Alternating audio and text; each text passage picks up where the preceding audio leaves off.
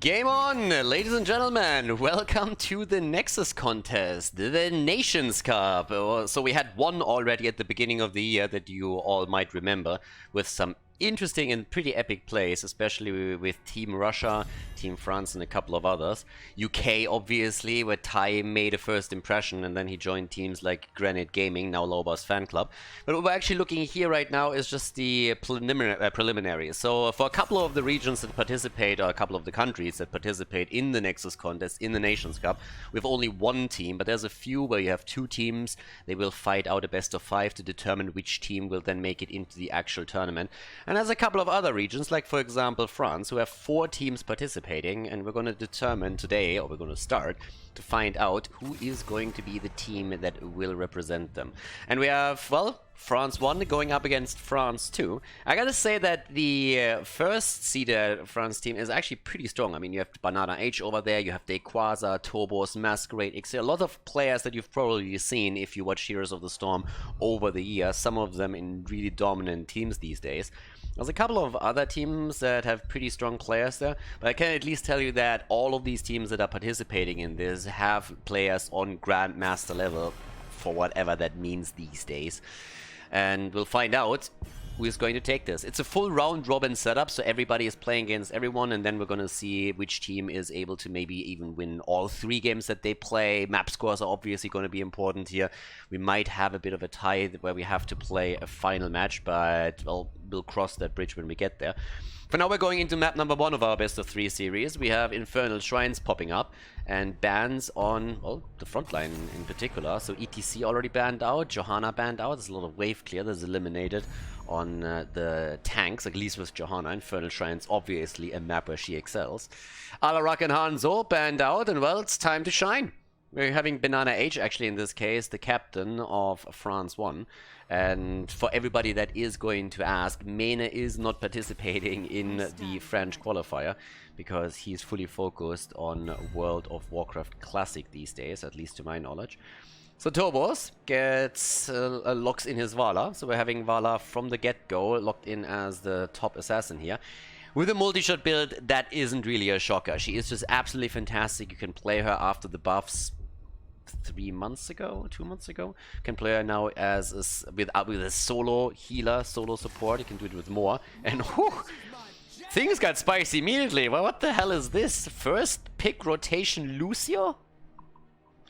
Alrighty, we are definitely looking at a bit of a weird one. If someone would have asked me and showed me that draft, I would have said that's North America, but apparently the French have some interesting ideas too. So we have Sylvanas and Lucio. I mean, if I would have to take a guess, that sounds to me like they're trying to just rotate on the map and get as much structure damage in as possible. Could lead us to see a Greymane on their side maybe, if that's the idea behind it. A little bit too early to tell, but that is a pretty heavy priority into Lucio. That surprises me more so than anything else. I mean, Sylvanas in the first rotation would already be a little bit weird, but still okay. Seeing Lucio in that rotational slot is a little bit crazy. Banana H gets his Ana again. Banana on Ana is pre-bananas. And Masquerade is grabbing his Diablo, which in and of itself is kind of nuts, because Masquerade plays a pretty mean Diablo, and this is a good Diablo map. Duh. A lot of stun opportunities here. Rexa gets banned, and so does Garrosh, so we have even more of a tank focus now. Which obviously begs the question, what France 2 is going to use in regards to their frontline. I mean, there's no shortage here, you can't completely zone them out or anything, but which one is going to get the priority here? There are still a couple of choices to be made. If they want to go for anything nasty, you can even like go for Tyrael if they want to play with Greymane here, but again, that was an assumption. And there's Greymane! As I said, so they are very likely going to try and rotate around their opponent a bit and try to take down structures with Sylvanas, Greymane, and speed the entire process up with Lucio. Malthael on the other side together with Zarya, so we have a very, very solid setup to protect Vala in particular, but also help Malthael out if he goes deep. When it comes to the tanks, with that particular strategy, I would not be surprised to see Tyrael being picked here. If you have Blaze for the bunker and you can also use the Sanctification, you have a pretty solid layered defense there, and it really helps you to take these structures down. Provides shields, of course, too, to help out Lucio there. But let's see what they're gonna pick. And it is Ragnaros! The fuck? Blaze, Ragnaros. Blaze in the main tank position. Ragnaros all of a sudden played there too. Probably even with the lava wave, to be honest, to have another macro aspect on the map. Guys, game 1, already a hot one. Let's jump straight in. The first match of the qualifier for the French team to represent France in the Nexus contest. Game number 1, we are on Infernal Shrines and it is time to shine. Yazu on the left side for France 2 on Greymane, on Blaze. Frim on Sylvanas, we have Slate on Ragnaros and Warren on Lucio. To the right side of the map, France 1 with Banana H on Ana, Dequaza on Malthael, Tobos on Vala. I'm seeing Masquerade on Diablo and Ixia on Zarya. I'm intrigued. I'm intrigued to see if the blue team strategy is going to pan out here, and also if I was actually right in my assumption of what their strategy is going to look like in this game. Feel the heat over the particle grenade on the level 1 talent for Zarya, in addition to that Might of the Banshee Queen on the other side. And already a split in the early game from the blue team, going all the way up top, bottom and mid lane. They are not looking for the brawl here in the middle of the map. And that's probably not really a bad idea, because their opponent, at least on the mechanical side, is supposed to outshine them here slightly. There's a lot of experience that we're having on the red team now from the entire 2019 esports in Heroes of the Storm, since a lot of their players have played for absolute top teams there. And it's obviously not quite the HGC times that we're looking at here, but still, that experience matters, and that's something that France 2 can't offer in the same vein. But crazy things always ready to happen, and this qualifier, as I mentioned previously, features 4 French teams. There's a lot of baguettes around right now, and we're gonna get a bit of a glimpse on it. On this we have Death's Reach. Obviously the build on Ana has also changed a little bit with the recent patch. Now we're having a full-on focus into the Sleep Dart again over the grenade. Banana H playing the hero multiple times since the patch, and others have also started to pick her up a bit more frequently. The first objective, not spawning just yet, but as I mentioned earlier, I can totally... Ooh, attack against Ragnaros. Nice wall stun by Masquerade. They're trying to go for it, and Ragnaros gets body blocked and gets taken down. Burned to ashes right there. As I previously mentioned, I could totally see that with the help of Lucio and the Sylvanas and Greymane setup that they have, that the idea behind this composition is to not even fight for all of these objectives, but instead just simply go in and try and take down some of the opponent's structures while they are attempting to get a Punisher. So we'll see if that's actually what's going to happen here. But that is something that France, number 1, is obviously going to be aware of too. I mean, it's not going to look like the red team doesn't know what's happening here. Obviously, they look at this draft as well and they're thinking, hey, what is this high priority on, in particular, Lucio, but also Sylvanas and Greymane? It's obviously a fantastic setup to shred structures. So let's probably be a little bit more careful around what happens when the objective spawns and the lane split starts. But now, as we have the level 4 talents coming in, it also means that the first shrine is activating. After level 10, a whole lot of this entire setup is going to be even more dangerous. But Greymane is just poking around at the bottom of the map a little bit. And with the camp now taken, everybody starts to move down to the bottom of the map. We're also having, by the way, the Master Rings now playing a bit of a role in the game, as you can see here. Whatever that means. But, yep, right now we have the fight actually starting up, and Ragnaros is coming down to the bottom as Malthael is still trying to fight over the top and take down the opponent's Shaman camp. On level 4, we're also seeing for Zarya the defensive shielding. Here comes the attack as did he get stung by a bee or what exactly is... Oh, ho, ho, Lucio! He wanted to be a real boy, and then he was cut down to size right away. He's not the only one. Blaze gets taken down too as Ixia comes in with his Feel the Heat and him down into the ground. So now we have 3 kills against 0. Greymane trying to at least get something for the blue team by focusing on the camp at the bottom of the map. But Masquerade is already sniffing that play out and is going to secure the camp for his team with the rest.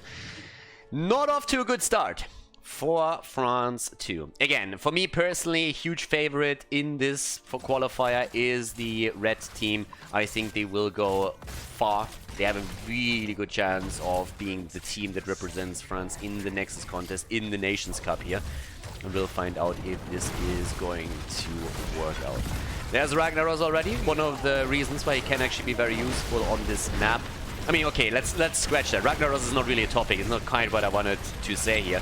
But one of the reasons why he has value on the map is because he can delay objectives pretty nicely. To an extent, as you might have already realized, because even with Ragnaros going for the Molten Core, that fort is still falling, and he couldn't really defend it as much as you probably would have expected. But in the past, in HGC even, there was another French team that used the Ragnaros strategy in order to get value out of Nazeebo. So they were trying to play delay tactics in order to get Nazeebo to level 20 so that he could use the Vile Infection with enough stacks. And one of the ideas that they had in order to make this happen and not allow their opponent to snowball them was to pick Ragnaros so he could counter the opponent's Punishers that they freely gave up every single time with the Molten Core and just try to delay the game to an extent where Nazeebo finally got his power spike and could then turn things around. And it was a really interesting strategy for sure. It worked with mixed results, since obviously in the HGC level, one mistake and you're getting completely screwed, but it was still a pretty interesting thought process that they had here.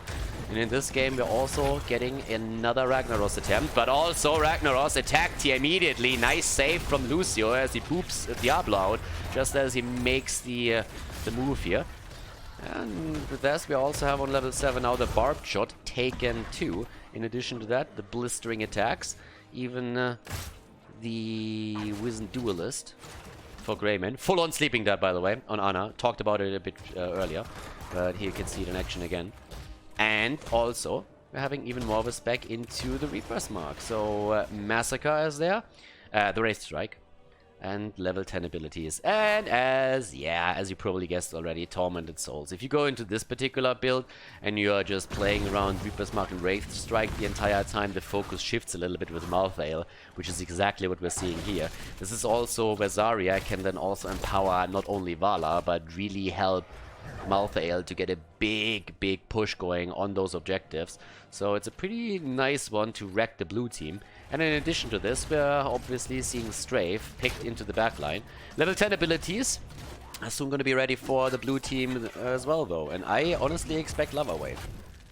This entire setup is pretty much designed, if anything, for Lava Wave. If you want to go for structures and you want to try and dominate macro aspects, you have to kind of try and go for Lava Wave here. If you go for Sulfura Smash, what are you really going to do? Do you hope for that jet propulsion from Blaze as a follow-up? That seems like a pretty wild shot, and they actually go for it. Wow, I don't like that at all. I think that's a horrible choice. If you're trying to play around your opponent in this game and you're attempting to get value by out-macroing them, that's one thing. But now banking the entire hopes of the Sulfura Smash on either Slade's skill on the hero and him just absolutely nailing that shot, or the single stun that you have in that setup, that seems a little bit far-fetched. If they can use that, that would be great for them. But I think there's limited value to it right now. But again, they might be able to pull it off here, but they also need fantastic coordination, because let's not forget, there's Lucio to consider too. If at the wrong moment in time he boops someone away and then the ult comes crashing through the skies, then Ragnaros is not going to get a lot out of this. But again, time will tell. Masquerade at the front for now is feeling safe here as we're seeing the attack. Decent hit, actually, was a good one, and the follow-up from Sylvanas was there too, but the turnaround attempt, Masquerade is about to fall, but he's trying to turn it around against Greymane, and they actually take him apart. The attack against Malthael, but Ana moved in, dropped the ult on Malthael, and he just absolutely wrecked the remaining blue team. So they are forced off the point again, 4 kills against 0, a bit of pressure at the bottom of the map through a camp that was taken previously. But the situation is still a dire one for France too, since they are sitting in a situation where it's nearly impossible for them to get the Punisher. And there it is, Mortar Punisher gets grabbed by the red team, as they are starting to move straight through the mid lane. With the exception of Malthael, who has rotated down to the bottom. Ooh, tempered by Discipline on level 1, level 13 now. Ragnaros again with the delayed tactics, but look how quickly they burn it down. The the red team plays this exactly the way they should. As soon as we're having the Molten Core activated, they absolutely hammer that thing. Bit of a zoning apocalypse, not even memeing it, just trying to buy a bit more time for them to get the fort here, and they're able to pull it off. Can they get the kill though? That's the main question here. Psst, and Slade a little bit low. It has the ult from Zarya. Nearly the kill against Greymane. He barely escapes, but Lucio doesn't. He's down. Another kill attempt, and they get the kill against Sylvanas through Vala. Well played here. And with that momentum that we've just seen for the red team, they are now starting to move through the wall in the middle. They might not be able to take that keep down, but they definitely can prep for the next stage in this game. 6 kills against 0. Solid performance with the lead in talents now for France 1. And they're looking at 20,000 damage nearly on Vala already. Ragnaros is sitting at 17k.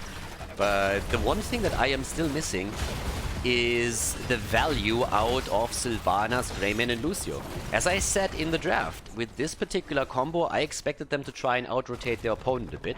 We had a similar setup actually by a North American team at the BlizzCon 2019, Tempo Storm, when they went up against Gen G.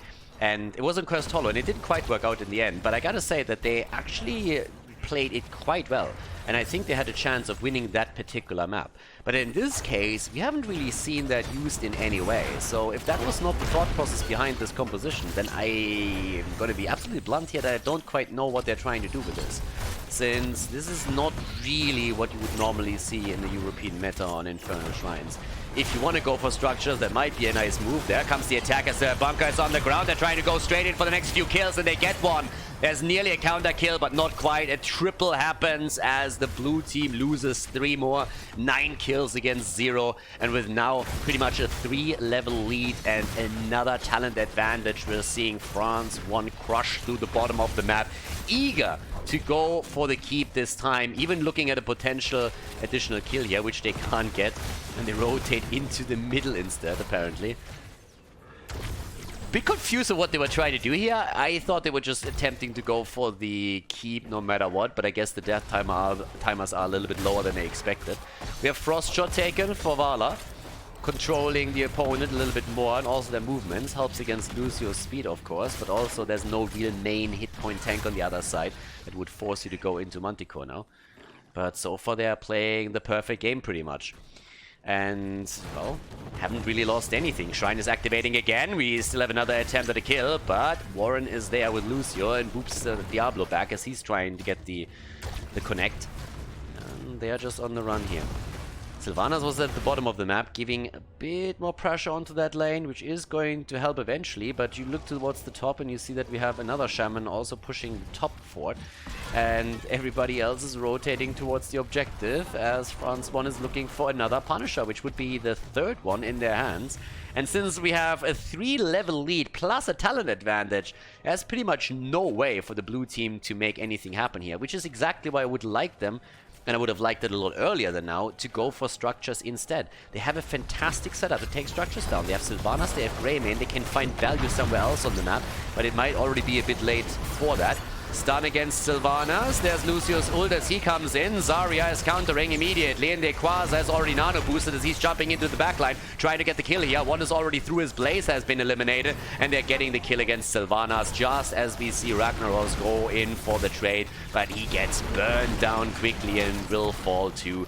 Another quick triple as they are pushed towards the wall, and they have no way to escape here anymore.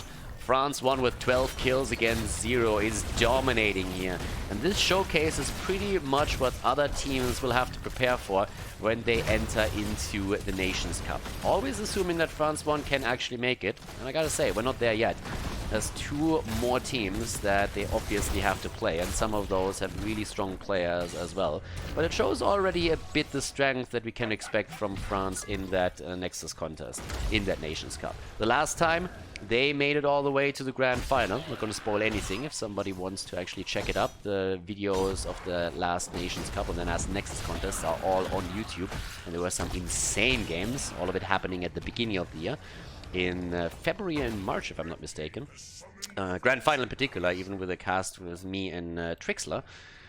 And right now, it seems like this is going to be a 1-0 lead for France 1. I also don't want to really say that France 1 is necessarily going to win this best-of-3 series, since obviously this draft has not quite worked out the way that I think France 2 was planning, but the blue team is in serious trouble here. And if they want to turn this around in the best-of-3, they definitely have to change their strategy a little bit for the second game. Ragnaros was looking for some experience for them so that they get level 16 to defend, and they have that. But is that enough to really hold the core? Because now we are already looking at that attack. The keep has fallen. Here comes the attack and the follow-up attempt against Blaze as the jet propulsion comes in. Immediately followed by the bunker. Sulfuras connects the nano boost on Malthael as he's jumping in for another kill. And they're getting the first one against Lucio. Lucio is down. And Blaze is about to obliterate it too. Greyman has already fallen towards the top, and with the triple kill that we just observed, we're very likely going to see the core fall right now. They're making the play for Ragnaros as well. He is down, and so are the hopes with a full 5-man wipe of France 2 to win this first game in the best-of-3 series. GG, and well played as the red team claims victory.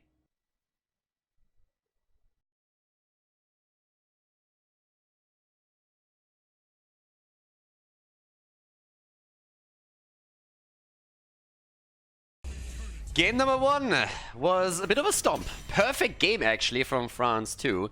And, well, as we said, macro composition doesn't macro, and that's pretty much an insta-loss right there for France, too. So we'll see if that is going to change in game number 2. Battlefield of Eternity is the map, and first pick, first ban goes to France 1, which means that we actually have map choice by France 2. So they wanted to play this map.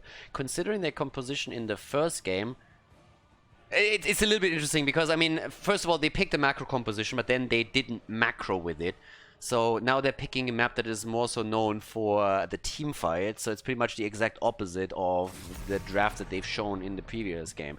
And obviously we're jumping the gun there a little bit, already thinking through these things.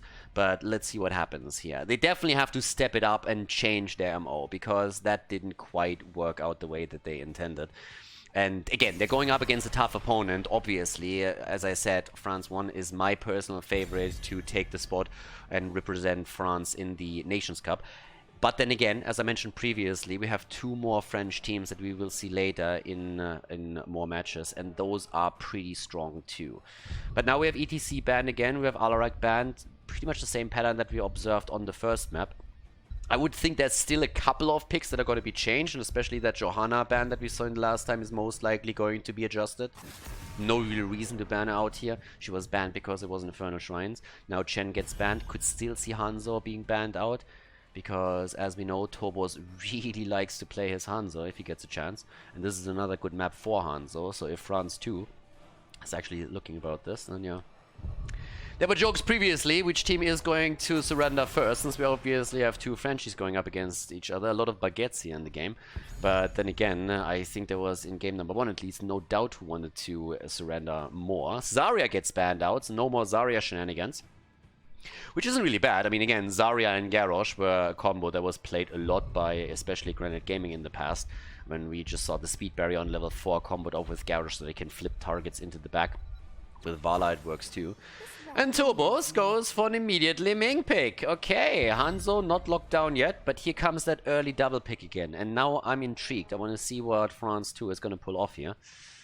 Okay, let's have a quick look at this. Because the early double pick really surprised me. That's a little bit more what I wanted to see here. So we get Johanna as the main tank this time, and we have Vala. Obviously, Vala's a fantastic hero for this map. I would expect an arrow build. What else do you really play here? Very rarely do we see a multi-shot build on this map. It has happened, but I would argue that 90-95% of Valas will go into an arrow build on this one to put pressure onto the objective. We have Hanzo and Banana Age with Ana again. And yeah, Banana's Ana. I mean, Banana's Ana doesn't have a banana, but it is a very, very powerful hero for him. There's only so many dumb sentences that you can make with Banana and Ana, and I think I've already exhausted my repertoire here a little bit. But next ban's coming. 3rd ban. So what's going to get eliminated? You can take the front line down, you can focus onto the off lane.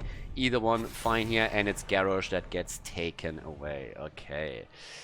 And then on the other side, what did we see in the last game? You could ban Greymane. If you're afraid that they're playing Vala plus Greymane and try to raise the Immortal, then you could go for Greymane and ban him out. So of course a couple of supports rounds still up for bans. But then again, if your opponent voluntarily picks Lucio on the last map, do you really ban a support here? Like, I don't know.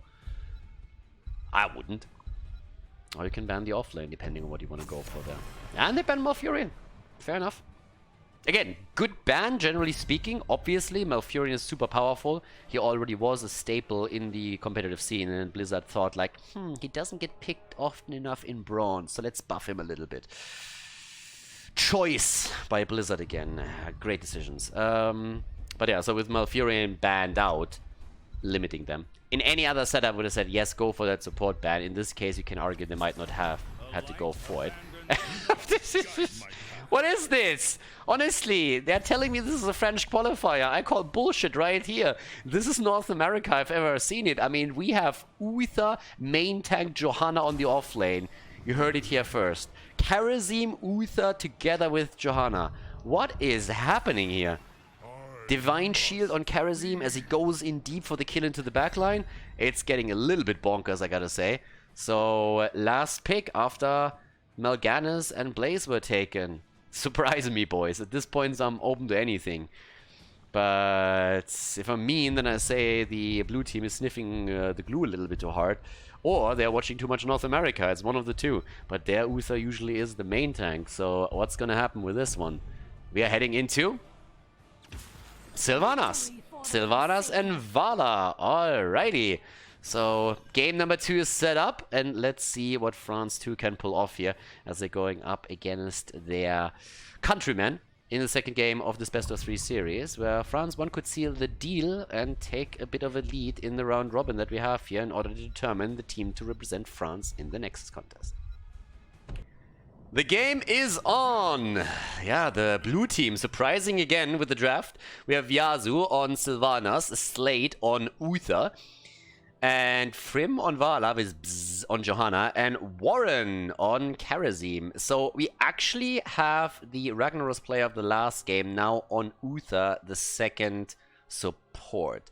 Banana H on Ana, Masquerade on Mal'Ganis, we have Ixi on Hanzo, Dequaza on Blaze, and Tobos on Li Ming. Yeah, that nano boosted Li Ming is going to be a thing. And guys, we actually have the side lane Uther. Now, not even NA does that. You have a problem when your question... I mean, I've heard the sentence, what would Jesus do? And I already think that's stupid. Might be because I don't believe in that shit. And I don't believe in fairy tales anymore. But if your sentence instead goes, what would North America do? And then you go a little bit further than that, then you know you have a bit of a problem. So at this point, I'm terrified to see what's going to happen in this game. If they win with this, I would be more than impressed. They are really trying to just completely reshape the meta here. And I gotta say, if they win with this, then they will. So the side lane Uther is in play. I'm gonna be blunt here. Before I send Uther onto the side lane, I would send Johanna onto the side lane. I'm not even memeing. Johanna, especially with Laws of Hope and the wave play that she has, she's not going to win that lane, but she can definitely side lane that a little bit. And then at the bottom of the map, you just have the double support here, but I personally would assume that this is going to be a disaster for Uther. I mean, just look at this. Blaze looks at that and he's just like, alrighty, that's going to be interesting. And yeah, spray game at least is on point. But the wave clear between these two is pretty one-sided. Now camps are on the map and there is a chance that we're going to have something happen around the camps. Masquerade has to be a bit careful. Might have gone a bit too deep for that, but yeah, there's a lot of damage that gets dished out on the other side as well. Now the bot lane is not really my concern. The bot lane isn't really something that I'm too worried about right now. It's really the top lane. Just look at this. So just to give you a bit of an idea, siege damage 5,000, siege damage 17,000.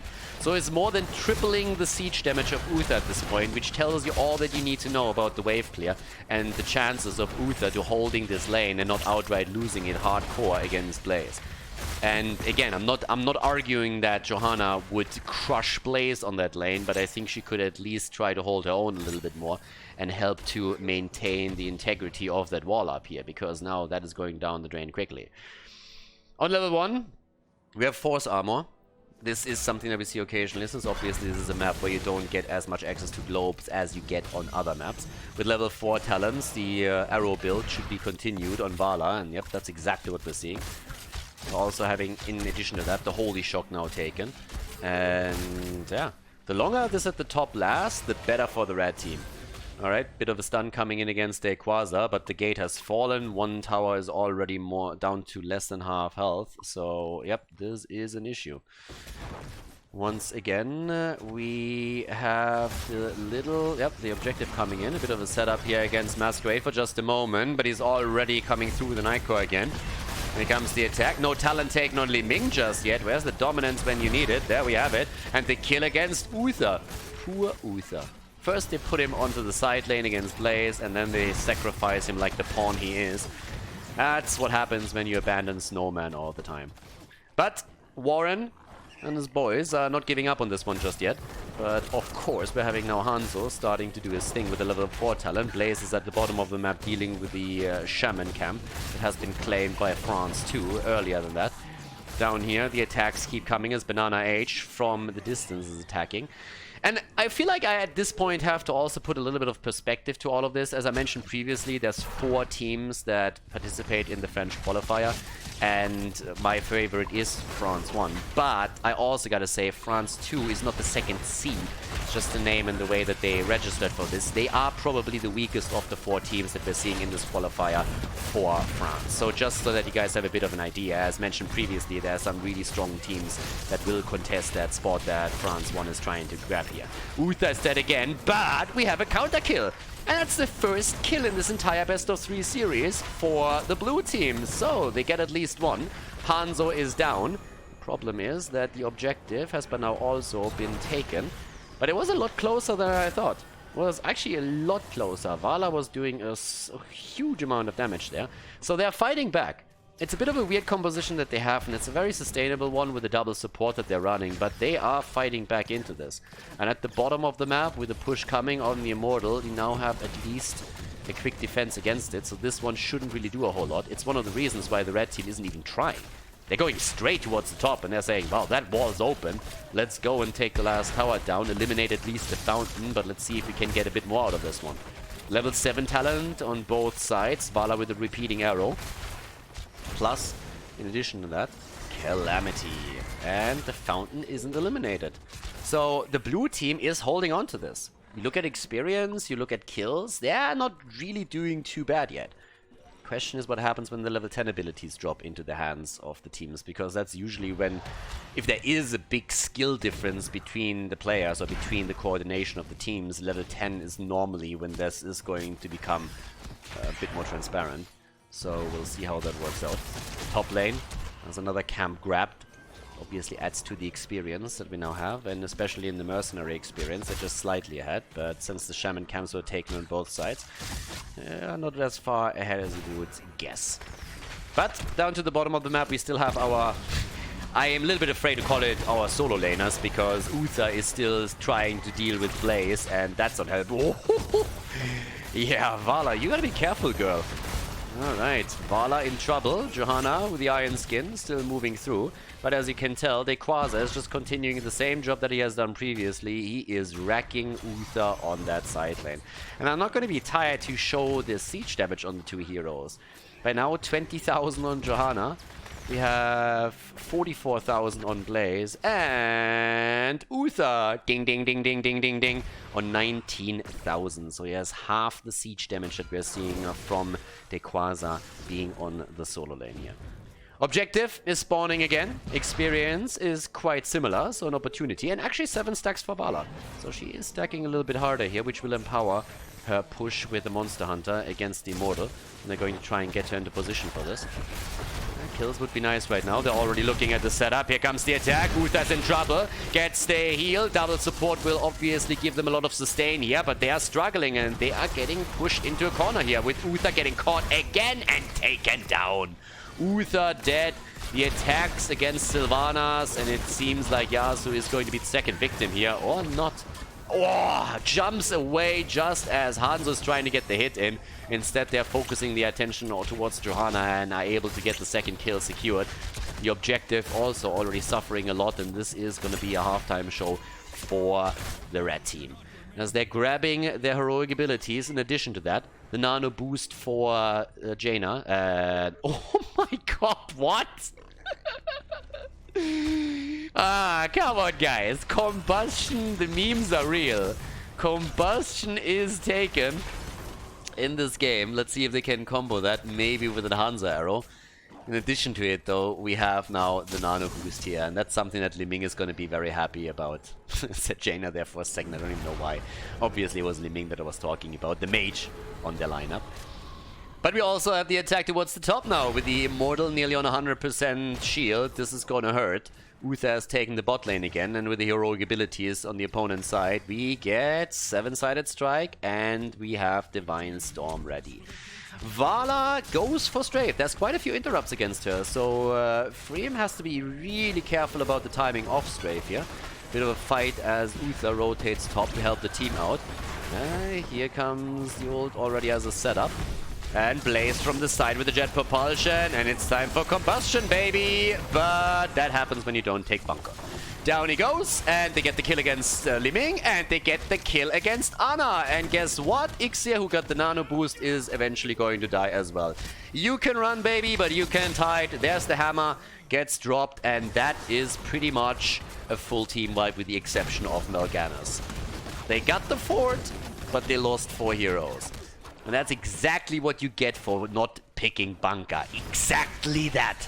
Especially if you flank into a 7-sided Kharazim with combustion. All memes aside for just a moment, but they deserve this one. So, yeah, 5 kills against 4, and all of a sudden, France 2 is sitting there saying, boys, we got the momentum. Let's go. Yeah, this could be an interesting one. But, oh god, I'm sorry, but I'm still laughing. Dequaza is like, boys, I got this. Let's go for the flank. Jet propulsion, 7-sided. I'm gonna bunker. I'm gonna bunker. I don't have bunker. No. He just dies. You at least have to adjust your playstyle a little bit. Dequaza probably laughing about this one too, I'd say. But let's see.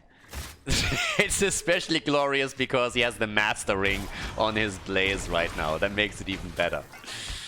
Okay, so the attacks are still there. There's a slight lead for the blue team, which might lead to an earlier level 13 for them. Uther has taken the top, so he will add some extra experience for them. And they're going to try and, well, put that to the test on the next Immortal, of course. Vala is 1 single stack away from securing her completed level 4 quest, which will help them a lot with the damage on the Immortal if she ever gets onto it. So that's going to be important. With this also said, we have camps taken again. Vala, even with the siphoning arrow here. Okay, on level 13. And well met for Uther. Poor Uther still sitting at the top side, thinking he is a side laner. But yeah, also talking about damage just in general, I mean, Uther was already killed 3 times. There's a huge priority on him. He is one of the melees that they're running here. And this halftime show has been won by the blue team. Kudos to Vala, who, by the way, hasn't completed her quest yet, so it's not even the fully developed version of her. But here comes the attack. Vala should be able to get her last arrow in just a second. 7-sided, and there's the completed quest, but the double kill against them. 3 down, just as it seemed like they would be able to get the kill against Masquerade. If Vala would have been able to connect the damage a bit sooner, they might have been able to take him down. But the Carrion Swarm saved Mal'Ganis. 4 heroes down. They're even looking to get Vala at the top, or push this a bit further. Freem has to be cautious. The objective will end up in the hands of the red team as all of this continues. But with this, we now have another big attack towards the bottom of the map in addition to the top lane push. 5 kills against 8, entire level lead. There's the objective, moving towards the bottom of the map. And guess who's already there? It is Blaze. Dequaza blazing it up right here. Get some additional damage in, the fort eliminated, and that's even before the Immortal makes his way down into this. So, at this point, Wall gets attacked again with a poke. Top lane is so far secured for France too. Lost the wall, of course, but the keep is still standing, and that's the important part. But the question is, can you save the bottom keep? That's the big one. And let's not forget, the red team already has the lead in the series. They are already 1-0 in this one. And here comes the quick attack against the bot lane. Damage pulls through, and as it stands, I think we're going to see this one fall. The keep is in serious trouble. 16 isn't there yet, so it's still an even talent fight if the red team, if the blue team can force it. But here comes the arrow, and the immediate annihilation of Uther. Uther down, 7-sided. There's the ult as Blaze goes for combustion. Kill him! What are you doing? Like, dude, seriously. Okay, there we go. The Quasar goes down. 4 heroes dead again. Nearly let him escape here. 4 heroes down, but the problem is the keep has fallen as well. So it's 9 kills against 9, and I gotta say that at this point, France 1 is probably sitting there as like, guys, let's not meme enough. It's enough memes for now. Let's not overdo it here, because as it stands, well, we don't want to lose this game. 87% on the core, but a fort gets taken. And yeah, no bunker, no glory. I said it before and I'm saying it again. 4 heroes down in that little attack, and now it's 16 versus 16 again, which gives us Benediction. And in addition to that, we have Seething Hatred. Full on arrow build for Vala right now. Full on into the spell damage right here. So with this, what else? Top lane, camps taken. What's the damage actually looking like? Having 36,000 for Liming. Sylvanas is sitting on 33k. Uther is getting pretty wrecked in this game, by the way. Like, he is not having a fun time. I mean, he's one of the melee heroes that they're running with right now. Vala hasn't died yet. Also, Melganis hasn't fallen, which is actually kind of interesting if you think about it. Melganis hasn't died once, and Ana, who's usually the one to die last, has already fallen twice. So, the bot lane is going to get pressured more and more and more as the game continues. Really? Okay, are they baiting? And yeah, okay, they're trapping. I was for a second thinking, are you guys trying to backdoor here? That would have been a disaster. This, on the other hand, nice. They're checking it out. And Uther gets attacked, but gets healed as well. And now there's the fight. And I'm not quite sure they wanted to fight it like this. Yeah, Yazu overshadowing his opponents a little bit. Like, yeah, we know he's the fastest runner now, but he wasn't in a position that he was too comfortable with. But it means that they can take the camp now. Both teams do. So the pressure at the bot lane is going to amount to quite a lot. But I love that they checked the bush. This could have been an insta-kill against any hero, but they actually double-checked, and as a thank you, they were able to keep themselves alive for the next fight here. And I gotta say, if the blue team gets a good lead, the kill, they might be able to turn this game around. Guys, again, not memeing here. They have a chance. It's 9 kills against 9. And there is an opportunity to take the objective, especially with Vala now being in a position where she can get a lot of damage out of this one. And they have, of course, that 7-sided strike. Without bunker, that is a big threat. Here comes the attack towards the objective. You're already having Vala and Karazim on point. Actually, Vala is isolated at the top. Can't make that move. In comes Yazu from the side, looking apparently for the angle on Ana, and goes straight in for the arrow. Jumps into 3. Has to be safe now. There's the stun, and they're trying to get the kill with the 7-sided strike against Melganis, and he's not going down. Instead, it's Uther and Johanna that die instantly. And with this 5 versus 3, the rest of the team is also in trouble. Once again, the Immortal comes through with the stun, but we have the sleep dart against Sylvanas, and he's getting attacked here and should fall too as Quasar looks for the kill, but the escape is covered. Well done on the path back, but obviously they're losing even more. And up at the top lane, we have even more damage against the keep, and the second one is about to fall, as at least Vala is trying to get the arrows connected with the Immortal, but it's just not enough. Sylvanas is coming up to the top to make sure that the keep doesn't fall, but she's a little bit too late to the party, and that's 11 kills against 9 right now. Bot lane is also getting attacked, but Quasar is on the job and is going to take this one down. The Immortal will move towards the top lane, and there is no keep left for the blue team at this point in time. Big push coming in. Big push right now. And the insta blow-up that they were hoping for, blue team that is, with the 7-sided strike just didn't happen. Now they're trying to force the fight, and they have to. They have to force the fight past the Immortal. That's exactly what they're looking at right now. Trying to come in from behind against Banana Age. He's riding the money pick in all its glory, and they're sniffing out the attack. Here come the pokes, here come the arrows, strafe even being used. They're looking for the kill, but the longer this lasts, the better for the Immortal Combustion used by the Quasar as he's trying to get some additional damage in. Once again, the blue team is looking for victory here, but the 7-sided is coming out just a bit too late in the death of Vala, of Johanna. Hanzo and Ana fall too, but so do Karazim and Sylvanas. And with the Immortal already on the job, this is going to be it. Uther is on the run. He gets dropped as well. 7-sided didn't do enough in this game. 5-man team wipe and the 2-0 victory for France 1 in this best-of-3 series. GG and well played.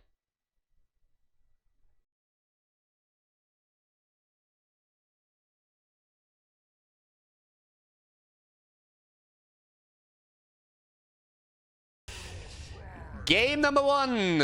Okay, guys, we are back with a French qualifier for the Nations Cup, the Nexus games, and we have now France 4 against France 1. So there's in total 4 French teams, as we said previously. France 4 just lost their series, and France 1 won theirs. I'm a little bit sorry that we have actually just the teams just numbered, so my apologies for that. But obviously, if you pay a little bit attention to the qualifier here, then you know that the France 1 team with Masquerade, Quasar, Turbos, Banana Age, they're pretty much the favorite to represent France in the actual tournament. But we still have a couple of contestants that are trying to steal that spot away from them. And one of them is France 4. But I would say that the biggest opponent is actually France 3, which we haven't casted yet, but will soon when they go up against the team in red in this series. Now, there's a couple of things that are still apparently not quite clear about the Nexus contest, so I just want to go through a couple of these things. Every country could sign up, every European country could sign up a squad for this tournament, and some teams, they had more than one team that wanted to play in it, so we have qualifiers like this one. There's other teams that have, or other countries that only have 2 teams that wanted to play, and those teams usually then, or those countries, play a single best of 5. And we're going to have that actually pretty soon with Germany, for example, having 2 teams that want to represent the country. We have for Sweden the same situation, and also for Poland and a few others. But there are also a lot of countries, like for example the UK or Norway, that have only a single team, that there is no qualifier needed for this.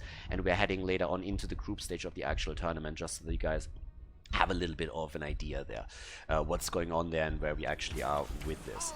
Lucio gets actually picked here on Infernal Shrines and Greymane. Now, I've seen a similar strategy previously that backfired heavily against France 1. But when you're looking over to the red team, they're rocking this with Gul'dan and Ana already, so naturally we're going to see some sick nano boosts here. There's also still a couple of people that want more information about what's happening in the esports scene in general. And again, when it comes to English commentary, especially in the European scene, this is probably the channel where you will find most of the videos, if not all of the tournaments covered.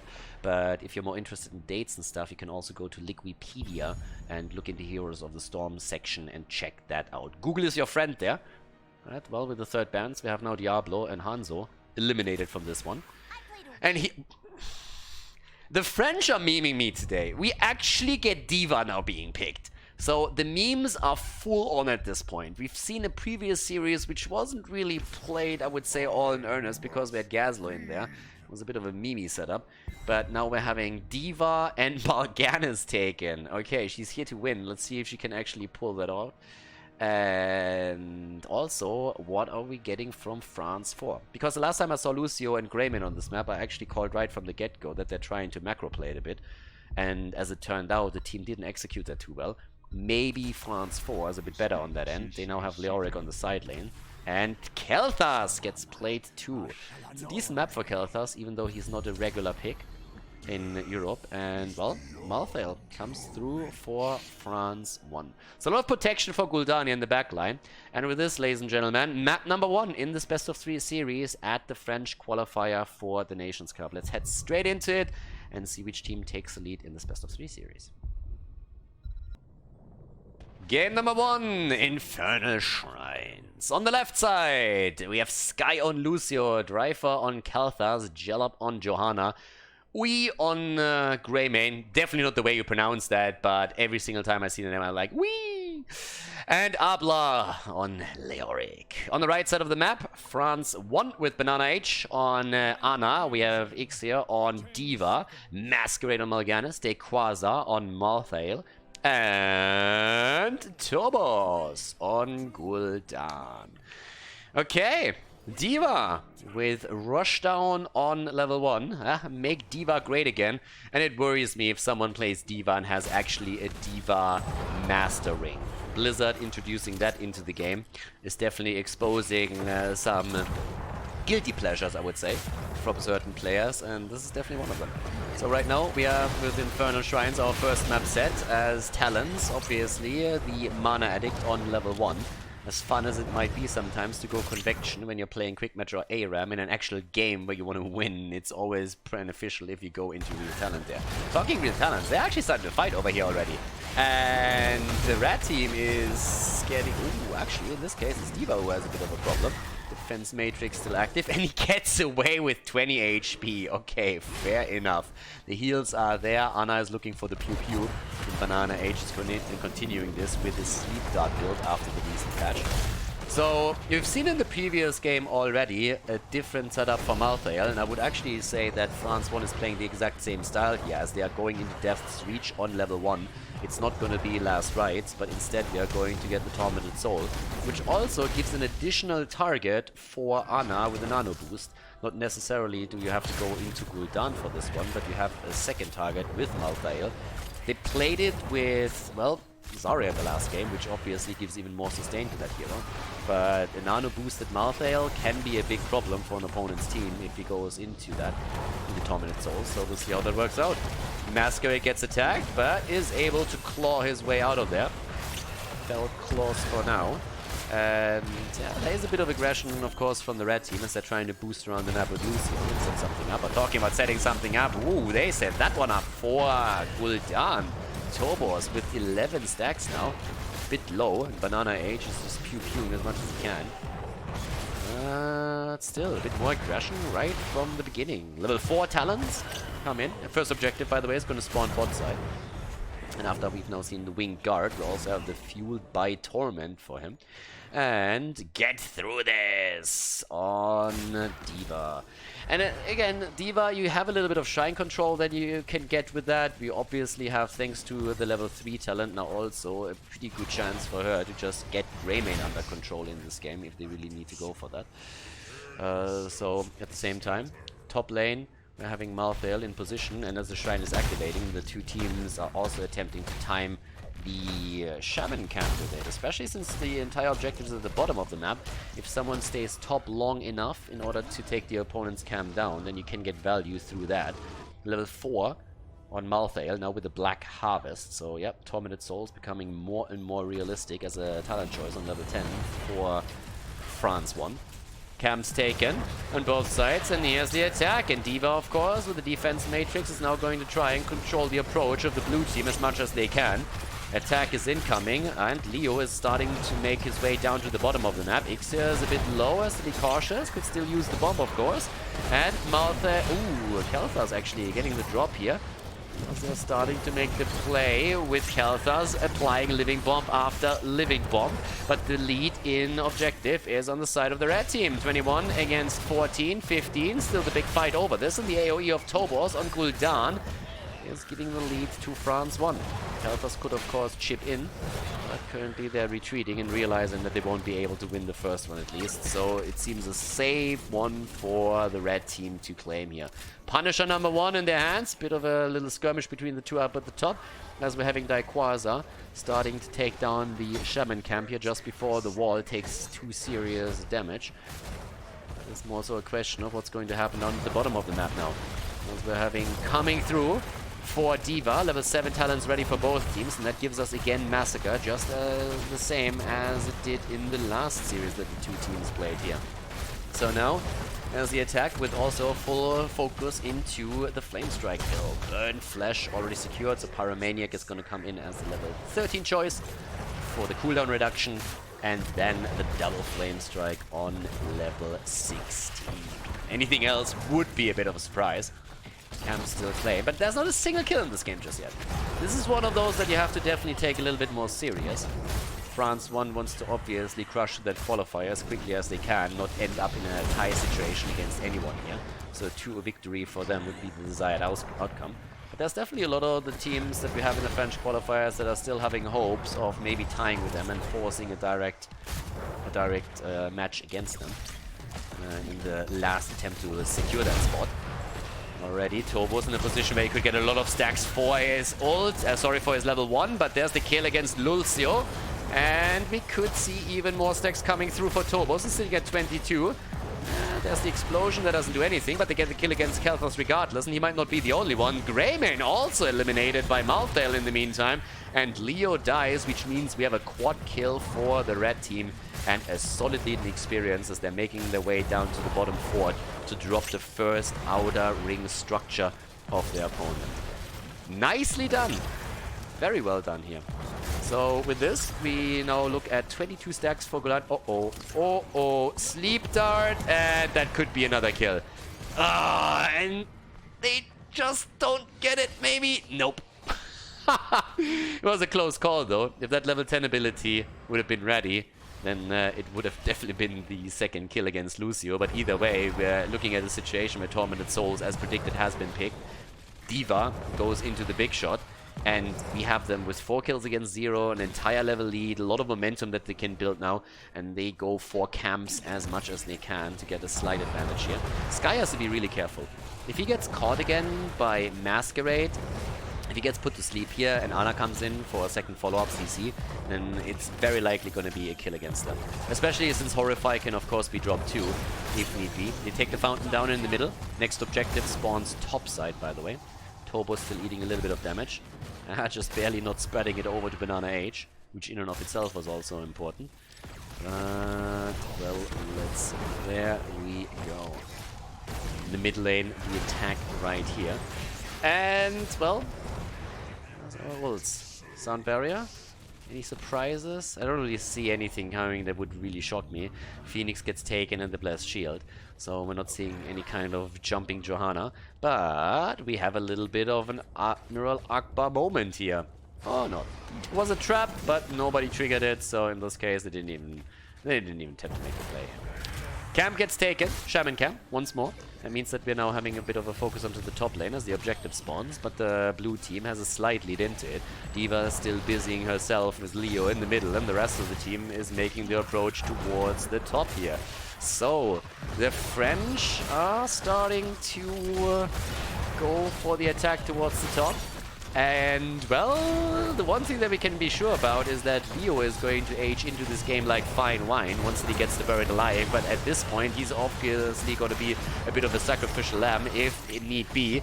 Right now, Arbla gets attacked, and as expected, we have Tormented Souls in action from Malthael, but without the Nano boost. That apparently is going to be reserved for Gul'dan after all. So far, no real commitment to it yet, but the lead on France 1 on the objective. Attack again, and there's the Nano boost and the attacks of Tobos, but Greymane comes in and gets the kill. Well played. The objective then again looking a bit more grim for the blue team as we have the final few taken by France 1. Khaldor is taken down too, and it's time for the Punisher to shine. D.Va gets taken out though, so I'm not quite sure how much value they can get out of this one. Greymane on the run. That stun should be procced any second, and that might be another kill. Johanna is in trouble, but not enough to force a kill against her. 5 kills against 2, level advantage. Bit of a wraparound attempt here. Leo is in trouble, but the grenade comes through. There's no real damage behind this, so nothing that they can really pull off at this point. Fair enough. The kill against Greymane, as the Punisher just says, "Do I have to do everything by myself?" Goes in and drops Greymane. So, yep, little doggy got taken out quickly, as did the wall in the middle. 13 against 12, 6 kills against 2. And camps all over the place, attacked by France 1 as they are attempting to get an even more significant lead in experience over their opponent here. So, with this said, we have, well, big difference in terms of pressure on the map and 2 Punishers in the hands of France 1 already. But the question still is, can they get another lead in talents as the next objective spawns? And it's really realistic since it's 1.5 levels that they currently have to catch up on. There's level 13. Camp still gets taken. Sky is trying to put Masquerade into a bad spot, but he can't really pull that one off. There's the Horrify, and Sky with a sound barrier keeping himself alive for just a bit longer. But Quasar goes in for the final blow, and he gets the kill, and they're dropping Greymane too. Another double kill against the blue team as they're looking to see if they can maybe even get Leo and Johanna. Blanc on the left side about to get away here, but then again, Johanna in trouble, and she dies, and she might not be the only one. Driver! 6 hit points! And Khaldor survives. Cutting it close there. A real rocket scientist apparently on the side of the blue team. Calculated, obviously. But with that momentum that they build, they steal the camps away on the left team side. And we are only 1 stack away from Tobos completing his quest, just as the level 16 talents are about to be grabbed by them, which means that he has Ruinous Affliction with a quest reward, and that would be a big play for him for the next objective here. If the blue team even fights over it, because let's face it, they're not going to be able to get level 16 before that spawns. So as it stands, D.Va going into the Nano Weave suit here. We also have the Ruinous Affliction. There's the quest completed. Mortality on Malthael. And they're already setting themselves up for the top lane. Quest gets completed on Kalthas. That's more survivability for him, so that's going to be important. Masquerade is again putting everyone to sleep, and this could be a follow-up and a deadly one at that. But D.Va is taking the heat and the brunt of the assault. Leo is still at the bottom, trying to get some extra experience for his team and hoping to close that gap to level 16 a little bit quicker, so they might still have a chance to fight on even talents. Don't think it's gonna happen. Nah, no. With 30 seconds left, yeah, that's gonna be 15.5 at the most if they can go that far. 38,000 damage for Gul'dan. 80,000 nearly for him on the wave clear. The only one that is higher than him is Leo. He's sitting at nearly 90,000 right now, and him side laning the entire time. Make that sure so obvious. Ana hasn't died yet, neither has Malthael. Still the attack at the bottom of the map. 23,000 damage only. That's the top damage that we're seeing for the blue team. If you compare that to, well, Mal'Ganis and Malthael, you can really quickly see that there's a problem in damage output from France 4. Mostly because they are not really in a position where they can do too much in the fight itself. I mean, you have Kalthas, who obviously is going to attempt to get some AoE damage pushed through. But if Greymane can't really go on a killing spree with a go for the throat here, then it's problematic. We still have the Blessed Shield, and there's a lot of good setups that they could run, but this one they have to give up, this objective that is, and that's going to be a big push. 16 talents are in, but you're not even going to try and make a play here. It's already too late, with 36 stacks taken by the opponent. But we have Fury with Sunwell right now, up the frequency. He's ready for Lucio. The problem really is that this could cost them the first keep of the game. And even if it doesn't, it's still a very significant lead in experience. And if we're ending up in another situation where level 20 comes through... Oh, actually they spot Leo. He should be able to ghost away from this one. Just Wraith walk out of this. But as the wall is about to fall, there's a chance that the keep is going to take severe damage. It's still early on in the game though. Leo is buying himself and his team a little bit of time there in the back. But they're starting to get the kills in, or at least they're trying. There's the Blessed Shield coming out. That was important. If Gul'dan is closing the distance and drops the Horrify, that might have been the end of Johanna. But there's the attack quest completed for Malthael. Punisher still alive for a bit longer. D.Va in play, and Leo might just be out of luck here as Malthael goes in, but Lucio is helping out. The problem is this keep is so low that if at any point Tobos is making his way over, that would be it. And he drops the Horrify, and that's the end of Greymane. The big bad wolf is eliminated. And as it happens, we have Red Riding Hood turning sniper and healing the team up in the back, making sure that the wolf goes down, and with that also the keep. Keep down, and a double kill as Leo and Lucio are eliminated. 12 kills against 3 now. Level 19, they go for Johanna, and Jojo barely gets the Iron Skin through, but even that doesn't save her. Jojo down, the core wide open, and that, ladies and gentlemen, might just be the lead for France 1 in this qualifier. They're going for it, and they should be able to drop this, especially with Tobo still around here. They're trying to make the play for Kalthas, and whew, he gets dropped quickly. Big shot, baby. But we have a few heroes coming back to life, and we're, well, I was just about to say Leo back to business, but he's gone already. Veni Vidi Gigi, he came, he saw, and he died. And Greymane is probably not going to make a difference here either. Catapult is already homing in onto the core, and it's down to 60%, and with level 20 abilities now in play, there's just no chance. There's the Nano Boost on Tobos, and he's just racking that thing. Main structure down, and that is game! The lead in... Or is it? The lead in the best of 3 series, if anybody touches the core, and it's the D.Va explosion that's going to finish it all. Yeah, 1-0 for France 1 in this qualifier best of 3. GG, well played.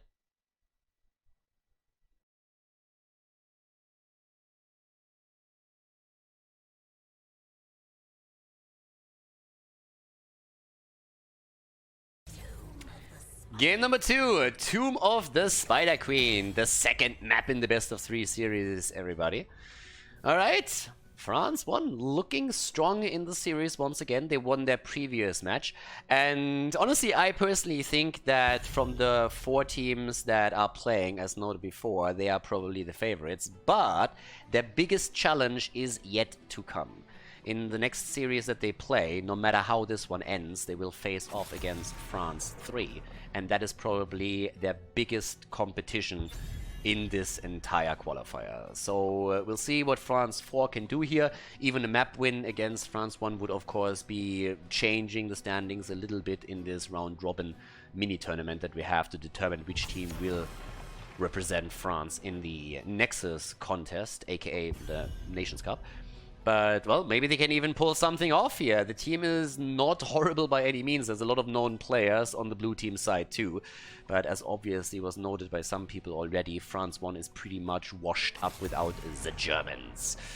Okay, so again the bans on ETC and on Alarak. We have Johanna banned out, which means that she can't provide her wave clear. And also we're having more of a focus onto the main tanks in general. After we've seen D.Va right now, there's always a little bit of a X factor to a lot of these drafts, so it's going to be curious to see if this is going to come through in Tomb of the Spider Queen as well. Medivh gets banned out, so no shenanigans with him here on the lane.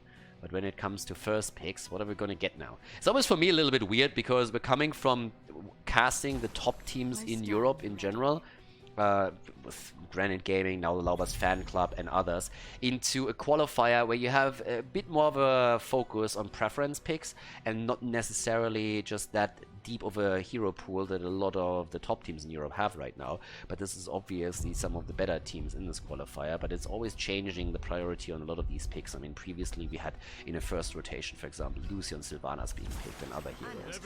But at least on the side of France 1, again, this Ana priority that we have from Banana Age.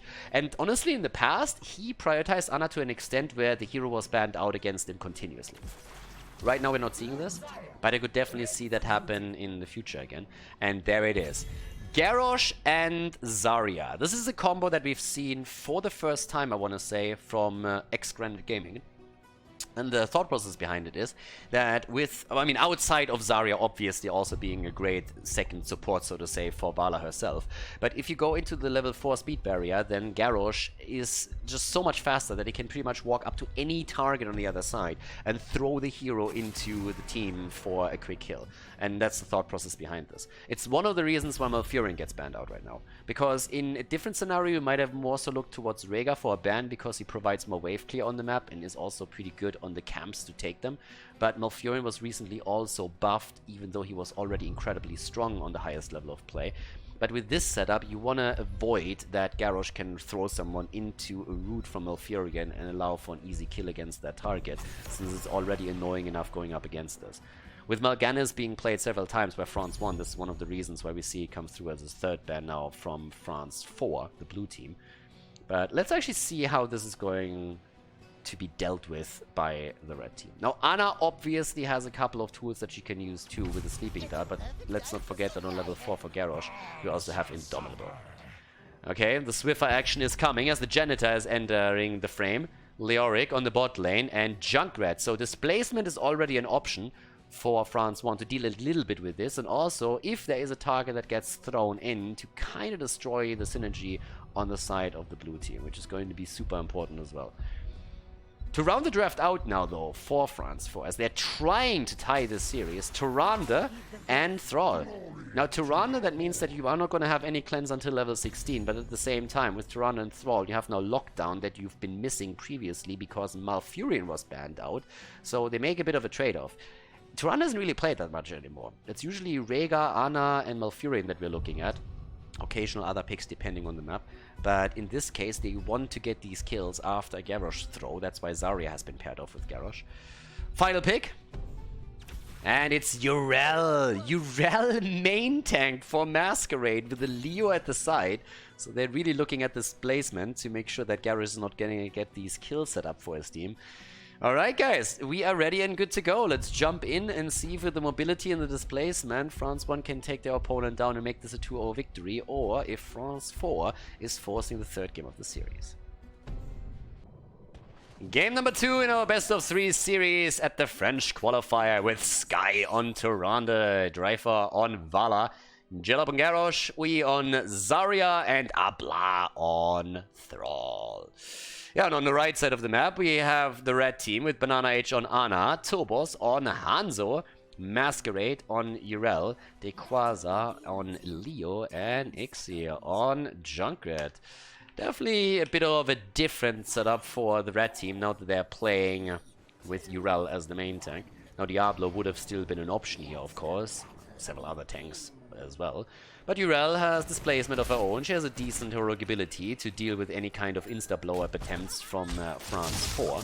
And in addition to that, a bit of push-out.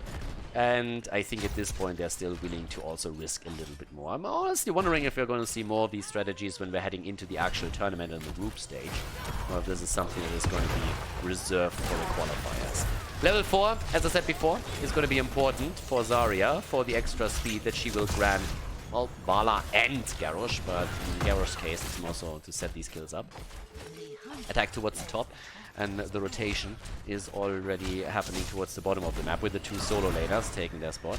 Masquerade immediately with the get the hell out of here move. And I think Indomitable will have to be used a lot for the engagers with Garrosh, as usual, but well, let's see how this is going to pan out. The level 1 light of Karabor, so trying to also get a little bit more heal for the rest of the team here, with Austin's Renewal taken on Leoric, and the rotation between the mid and the top lane, pretty much the usual still, and the 4-man. So, yeah. The Yrel main tank, that's definitely interesting. Like, the one thing that you're sacrificing with this, by the way, I've talked a little bit about the advantages of having Yrel maybe in the spot, even though she's not traditionally a main tank. One of the things that you give up in if you go for her as the main frontliner is you have a severe lack of CC.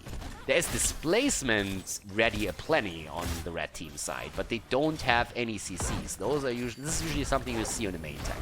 If you go for Diablo, he has engage tools. Johanna has the same. Garrosh, obviously. Muradin, there's a lot of stuns, a lot of displacements that come through those where they can engage, just home in on a target and try to help you with the kill here. That's something that the French team on the right side of the map doesn't really have in that fashion right now. And that's a bit of a problem. Now they still have displacement that they can use in order to push someone out of position, and with Entomb they can force these fights around it as well, but they don't have these hard CCs that you oftentimes want to have. Which is actually one of the reasons why I could definitely see Vala head into Stray, for example. Now don't get me wrong, there are still a couple of interrupts available, but not as many as you would usually see there. So here it is, speed barrier is taken, Indomitable as well, and while Thrall is trying to complete his Echo of Elements at the bottom of the map against Dequaza, who I might say dominates this map right now, we also have him with a Frostwolf pack on level 4. Abla is a bit low on mana, and that is eventually going to become a problem for him. I think he also tapped his fountain already, if I saw that right, but we'll check that out later. With this set on level 4, the Gift of the Naru, taken by Yrel, and also the full focus into the Sleeping Guard again by Ana, as we're having a couple... Oh, Vala down! That was a quick one. Okay, our main damage is eliminated. Here's the throw, by the way, against Garrosh, and he barely escapes. Race car Garrosh as he gets the speed barrier from Zarya. And that allows him to rush away here. For a moment I thought we might even see a second kill against the blue team, but not so much. Feel the Heat has, in this case, been taken by Zarya. So again, no particle grenade build. And Leo at the bottom has actually forced Thrall back. So yeah, he's taking a big win here as he's starting to push through the wall already. Towards the top, the turn-ins continue. And by the way, with Thrall having to head back in order to replenish his mana and his hit points, we actually have seen now Leo turn in his gems. That's a pretty big deal, because usually it's really difficult for your bot laner to turn his gems in. Normally he needs assistance from the rest of the team, and in this case, that's not happening. So that is a big problem right now for the blue team. They're losing the bot lane heavily. And here come the level 7 abilities for France 1. Again, Yrel jumping in, trying to get something set up here for the team. Level 7 should be ready for the opponent in a few seconds too. Leo still controlling the turning point at the bottom of the map. And there's the flip, the stun, and the kill. That's exactly what they were looking for. But Vala gets taken out too, and that's a 1-for-1 trade, and therefore, yeah, a bit unfortunate for the blue team. But you could see the intention behind their setup. Give the speed barrier to Garrosh, let him move in, he gets the initial setup, Tyrande follows up, and then they get a quick kill against it. And Banana Age is another great target for him, but able to move out because he gets the assistance of the rest of the team here. Thrall is sitting at 5 stacks for his quest. Could get the last one right here. Needs to be careful and is able to lock it down. 5 minutes in, Frostwolf pack delivers. But Quasar is still denying the turn in at the bottom of the map. Ancestral Wrath on level 7 is another great one for Thrall, obviously, now. But the turn-in play is still online. 76 gems on the side of France 4, but they haven't turned in a single one yet. And there's a lot of interrupts, and they're trying to make the kill happen against Zarya. Shield is out, there's the jump, and that might be a kill. There's a little setup, and... oh, she dies. The gems are recovered, but that's kill number 3 now for the red team. They are starting to take that lead slowly and steadily. They themselves with 28 gems turned in. Quasar with his Ossus Renewal on level 1 is still dominant at the bot lane. And yep, oh, missing the drain against Thrall. That's a big issue for him. He has to actually head back and might have to tap. Red Web Weavers are still descending since the top lane was able to turn in. But Quasar has to tap. Here's the slow against Abla. 28 gems. Can they get that hit? Not quite. That was a good escape. If Thrall dies here, that would be a disaster. The problem for him is the rest of the team is now moving in. And all of a sudden, it turns into an attack against France 1. They are nearly on level 10. This is the fight that the blue team wants to force because they don't want to go up against Web Weavers plus heroic abilities, and you can't blame them for that. Big defense at the bottom of the map, where Weavers busying themselves top lane, mid lane against the structures. But level 10 is ready, and with the heroic abilities, there's already another kill against Zarya, and I highly doubt that's going to be the last one here. They're going to aggressively try and go for these gems now. There's the arrow, and they jump in the safe attempt on Tyrande. The problem is, Garrosh is a little bit deep. I mean, buddy, you need to be careful. You have 46 gems. Tyrande is dead. There's no support for you anymore. They're barely jumping out. Level 10 is still not there. But this is getting problematic. They are recovering nearly all the gems that they were losing here, but this is now a huge problem. They are heading back to the Nexus in order to get mana and HP, but you obviously know what that means. That means we're going to see probably 2 forts fall. The one in the middle is definitely going to be taken down, and the one towards the top, Thrall has taken the defense, but both of them are down. 5 kills against 1, 2 forts eliminated, and I guess we can nearly make that 3. At the bot lane, it barely stands, but that thing is pretty much a ruin at this point. They could take that down whenever they want here. At the beginning of the qualifier, we were asking ourselves the entire time, if 2 French teams go up against each other, which one runs away first? But in this case, the red team has made no things with that. Double! Gets a blind double. Do we get the hit? The arrow, the connect! And Tyrande is in trouble and goes down first. Uh-oh. Garrosh. 50 gems! And they take them all. Oh, that's also Zarya dying again. And they are just wrecking them. France 1 is once again justifying their status as one of the favorites here to represent the French team, or the French community in the Nexus contest, and they are doing incredibly well in this game. Now, as I said before, their biggest challenge is yet to come. but right now they are looking incredibly strong. They have the lead in the series, and with that big lead in game number 2, they definitely have an opening to claim a victory in this best of 3. Everybody already jumping down towards the bottom of the map as Tobos is getting another Siege Giant camp for his team. Quick look also to... Ooh, actually, look at that. We have the Expulsion Zone this time for them.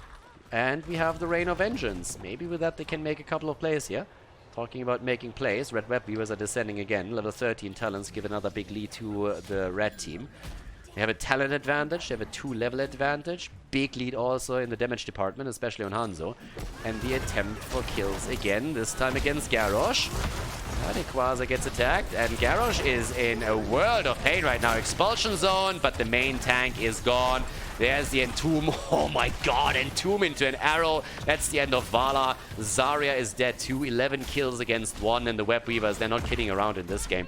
Already dominating the bot lane here. Urel is just jumping in the entire time, and we have now 2 keeps attacked. 1 at the bottom of the map. There's the Starfall trying to prevent the worst, but things are not looking good for France 4.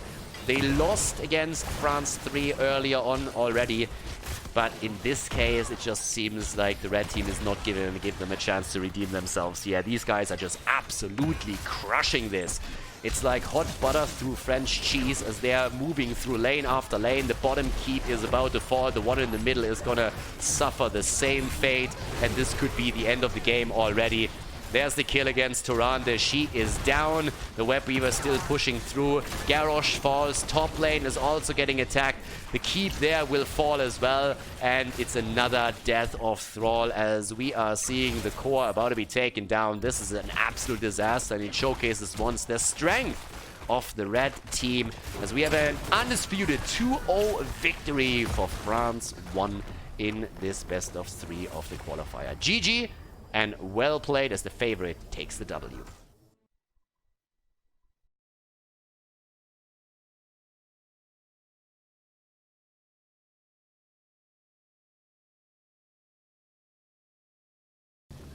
Game number 1. And guys, we're in an interesting scenario where this could be the only map. Let's just put it like this.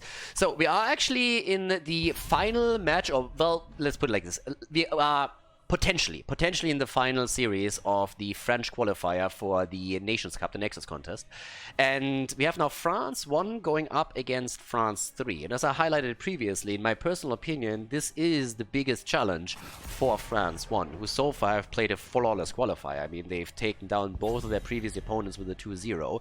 The interesting part is that France 3 just lost a series to France 2. And I know us numbering the teams makes it a little bit confusing, but if you watch the previous games I casted off the French qualifier, you know that France 2 had some very special drafts in their series against the favorite, my personal favorite for this qualifier, France 1, with them playing Ragnaros, Blaze main tanking, a couple of other things.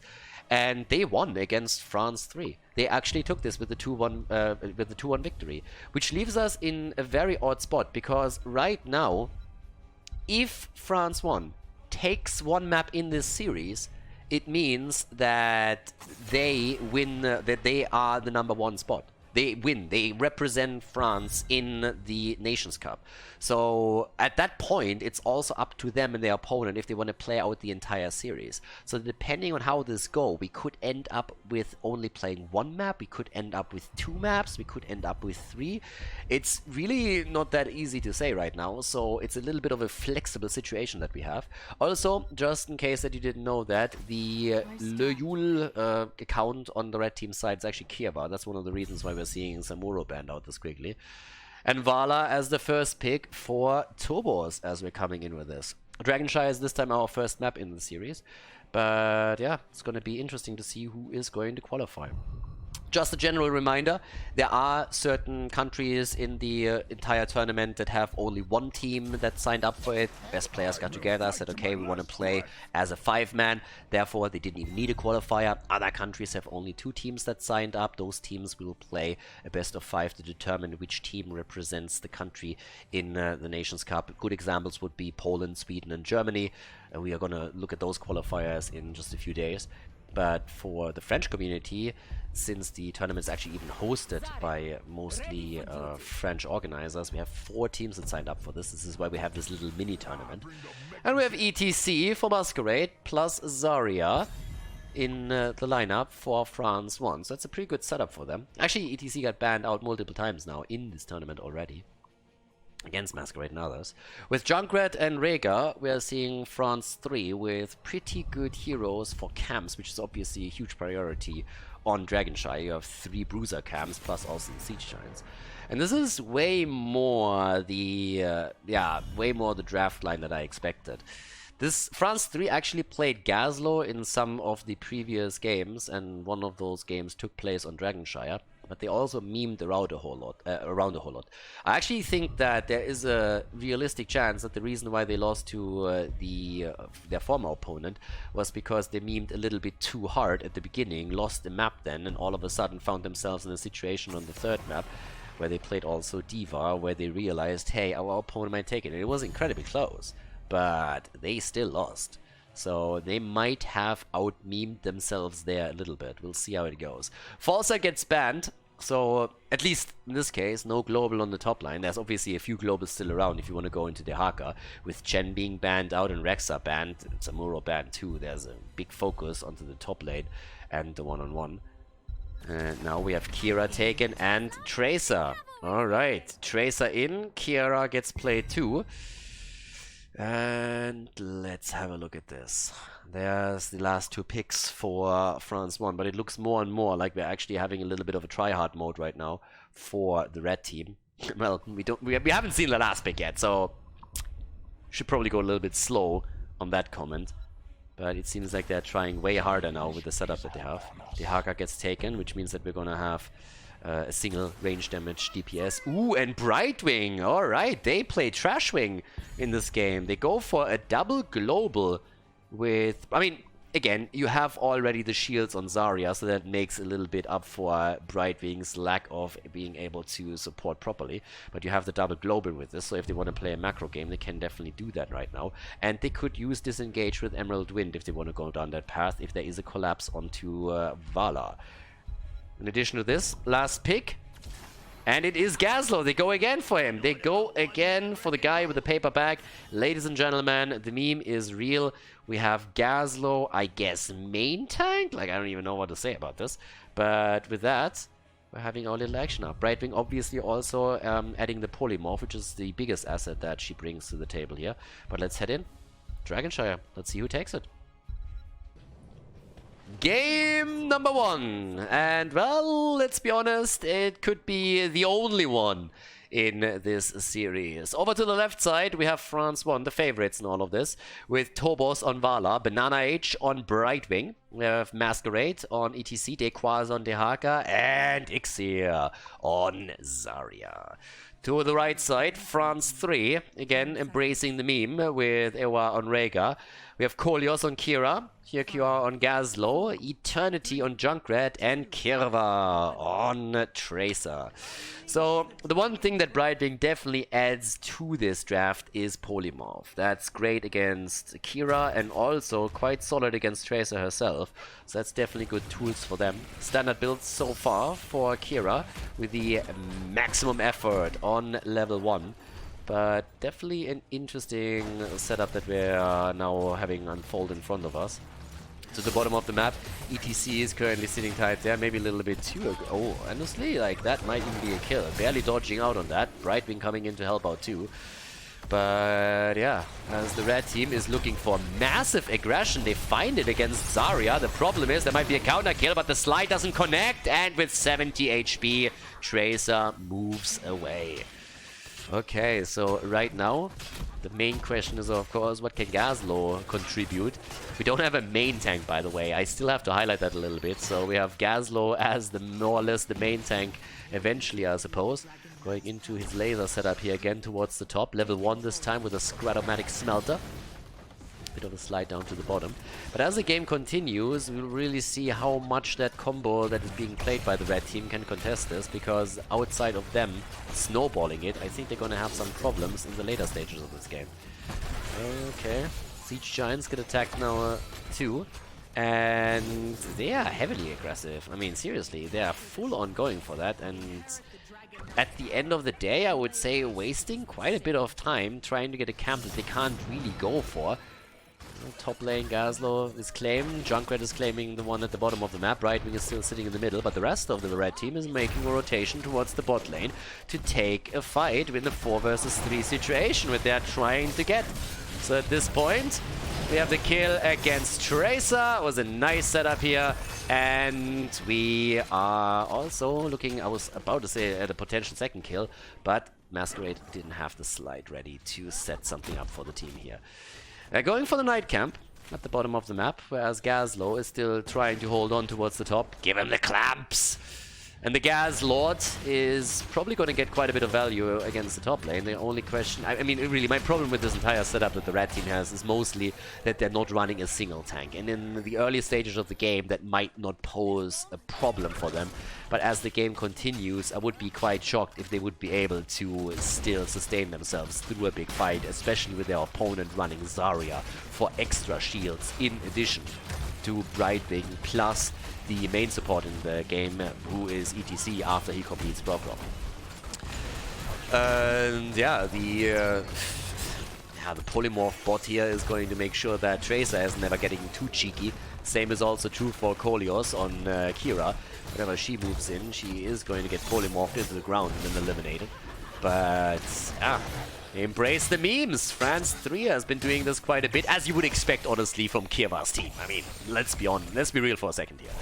So, with 1 kill against a kill and level 6 on both sides, we still have a structural advantage for the blue team, but only for a little bit, honestly, because the top lane pressure hasn't really been too bad either. And I gotta admit that Gazlo, at least here, is able, with that camp, to do a whole lot. Question is just what happens when we're having level 10 abilities drop into their hands, and it's a bit of a different story. There's still the aggression at the bot side now. And yeah, with aggression, Rega is jumping in for this one quickly. Brightwing has started to help out top. And we also see upstage. Would surprise me if we wouldn't see a Blood Rage focus on level 7 for Kira as well. I mean, the build is pretty much established these days. The level 7 abilities, also now with even the hammer on. Ooh, and Arsenal taken. Gazlo is going into his laser build with the hyper-focus coils on level 7. Should see that reflected in level 13 when he goes for the extra damage in charge. And the particle grenade build on Zarya. I've seen a lot of Zaryas actually today. The French are really huge fans of Zarya, but normally we are looking at Feel the Heat on level 1 for them. Whereas pretty much throughout the rest of Europe, the standard is to go into the particle grenade, and that's actually what we have in this game. In this game too. So yeah, 7 versus 7. Double control from the red team now on the shrine. And it's still fairly even. Again, the early stages is not something that I worry about too much for the red team. It's really after level 10 and as the game progresses where I doubt that their composition can keep up. I'm always up to being surprised here though. That would mean that we have a bit of a shift in meta as well, which in and of itself would be kind of fun. So we'll see if that works out. Camps still available, or soon available again. ETC is holding his own. There's a couple of attacks against ETC already. Brightwing didn't have to jump in for this. Double control on the shrine this time. Turbos goes down. Vala with a kill. Well played. Yeah, Kieva is starting to do some solid work here. And these are the moves that they need. Quick kills against the opponent. And especially with the main damage dealer gone, there might be even a chance for them to grab the Dragon Knight itself. Masquerade is trying to make sure that at the bottom of the map they're at least taking this one. But guys, with the zoning happening... Yeah, barely! Banana H goes down. The Fruit Fly is eliminated. And yeah, they denied the Dragon Knight, at least for now, but they traded it for a kill. And that's an entire level lead. Well, maybe not quite, but it's a leading experience for France 3. And they, with this, get level 10 and they go into Bloodlust. To the top, the solo kill from Dequaza against, well, Gazlo. But a Bloodlusted Robo-Goblin is terrifying, and that's probably what they're banking their hopes on as the game continues. But yeah, we see Bloodlust in the game. Brightwing is back. Dehaka has taken the top. Now they can maybe make the play for the Dragon Knight, as level 10 is in the hands of the blue team, in addition to the red one. So let's go. Expulsion zone is in. There's the attack over here. Retire! and I don't really think it's going to do the trick for them, unless it pushes them back into a great position. That's not quite the case. Mosh pit, baby! And for a second it helps, but here's Bloodlust. And what do you do with Bloodlust if you're a French team? You run away with it, exactly. You don't take it for the attack speed, it's the movement speed that you're interested in, because you can run away a little bit faster than normal. So in good old-fashioned, we're having them going for the tactical retreat. We're not talking about surrender just yet, but we have the kill against Tracer, and that leaves us now with 3 kills on each side. And also, Brightwing went into the blink heal here right away. Yeah, I just want to see a fight with the Bloodlust and Gazlo, to be honest. For now, it's towards the top. Gazlo is still giving Dehaka the clamps, but the dinosaur is still ready. And with the camp taken again for the second time at the bottom of the map, we now have the push towards the fort. And this time, it could definitely... It could go down here. Could definitely go down. Yeah, Khaldor, sure. Stop sniffing glue. So... Good. Oh, nice dodge. Good juke from Kieva. Well done. I don't think they can save the fort, but that was still a pretty nice juke because he could have died there. And he's still trying to get the kill with the Riptire. And the last strike, they were really homing in on Tobos, but they couldn't get it. So, yeah, the fort is actually still alive. Zarya. Oh, that's a problem. That's a big problem. All of a sudden, yep, there's the polymorph. And swing wee! But that should be a kill. There should be a power slide. And again! The only thing they're doing with Bloodlust is trying to run away. And even that doesn't work out for them. That's 2 kills, 1 against Kira, 1 against Rega. And the fort is down 2. Our one-on-one top side still continues. And Dehaka was looking for maybe a bit more momentum, which she couldn't get. But this is solid. So for now we have a big opportunity at getting the first objective. And just as I... Brightwing with the polymorph would do wonders here. But she's not quite there. Nearly the kill against Kira regardless. And it's a Dragonite, baby. Oh yeah. Give me fuel, give me fire. The Dragonite with a breath immediately starting to melt the towers down. One already about to go down. Yeah, tempered by discipline even. No gloom or anything here. And with level 10, a slow decline of the red team. I'm still waiting for my Bloodlust at Gazlo to make an appearance. Just saying. Also, traditional pulsing pain. For now, on level 13, we've seen the spell barrier, and that's the second fort annihilated. 2 forts down, and Kira comes in. There's the polymorph, immediately cleansed out, but Kolios might still die. The Dragon Knight explosion actually pushed him out of harm's way. Masquerade wanted to go for the kill, couldn't get it, but even as it stands, we have the 1 level lead and a bigger focus onto the camps now. So looking at the level... At the damage output, Vala on 20,000, Gazlo on 29,000, look at him. The Lord himself. Yeah, with the Robo-Goblin straight in, going in for it. Junkrat, by the way, 27,000, 26,000 for Tracer. So if you actually look at the damage output, way higher damage for France. The red team is doing great on the damage department. They're just not really doing that well when it comes to the kills here in the late game so far. Well, late game, mid game. And they lost, of course, a lot of structures. So we have now another camp claimed on both sides. And over here, it's a trap! ETC, he's going through the main. Okay, spray game is on point and ETC is moving straight into them. Yeah, can they get a kill? There's Brightwing coming in. And, yep, quick polymorph, quick shield, and they are Gucci and good to go. At the top lane, it's a different picture though. Gazlo's in trouble. And he needs a little bit of help, and he does get that help. The problem is that in the process, yeah, there's a party time. Tracer was not quite connected, but she moved actually into the mosh pit, not really having enough time to react there. That leads us to Kira going down, and also Tracer getting obliterated. At the end of the day, Tracer just wanted to dance too. I mean, she's a party girl, we all know that. Gazlo gets away, or does he? Yeah, maybe not. There's a drag in progress, and as they're pushing in with the camp, the Lord is about to get wrecked here too. 8 kills against 3, and well, the sprays are just coming through, and it looks more and more like France. One is going to, yeah, to represent France in the Nations Cup in the Nexus contest. We have splits towards the bottom of the map as Rhaegar is taking a camp, and Eternity with Junkrat is looking for additional experience for his team. Level 13 is obviously now also big. There's the Haka even coming in, trying to get a drag against Junkrat and stalling out for the rest of the team to join him and get another kill secured. But they're looking straight into the middle again, and Masquerade is going to drop this one. Dragon Knight number 2. And the Dragon Knights now on the way down to the bottom of the map, trying to control the bot lane and get the keep here, where the 2 siege giant camps. Like, the importance of the bot lane on this map is pretty much dedicated or dictated through the 2 siege giant camps that push the bot lane and the bruiser camp that can be claimed at the bottom of the map. Against Tracer, Frost Shot, trying to work out with her. Right Wing with a phase out here even. And they're going for it. They want the keep.